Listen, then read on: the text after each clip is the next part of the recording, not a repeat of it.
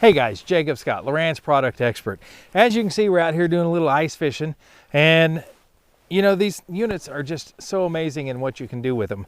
Gonna give you a little secret that you can do while you're out here. I know a lot of you guys like to get out here on the ice and do a little bit of running and gunning. You drill a bunch of holes, you put your grid patterns out there. So when you have one of our Lowrance units that has GPS capabilities, one of the great things you can do with it is every hole that you drill, you can mark a waypoint on that.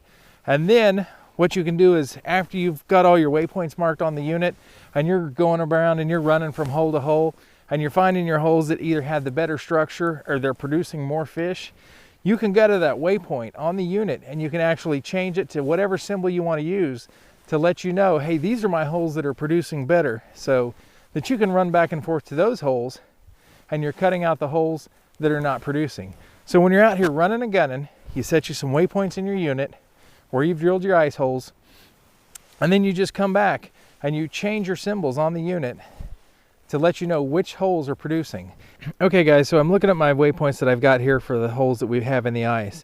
Now I know from dropping the transducer in them and catching fish out of them, hole 2, 6, and 4 have been producing for me. So I'm gonna go ahead and change the waypoint symbols on those. So the easiest way for me to do this, since I know which ones they are, I hit the pages button, then I arrow up and I go to my waypoints, routes, and trails and hit enter. Arrow down to 2, hit enter. Then I arrow right here to the symbol and I go to change that to, we're going to select the fish one because we've been catching fish on this. Now I hit save and we go to number 4 because it's also producing fish for us. And then I arrow down to save. And then 6, arrow down to it, hit enter, arrow to the symbol, change it to fish, hit enter, and hit save.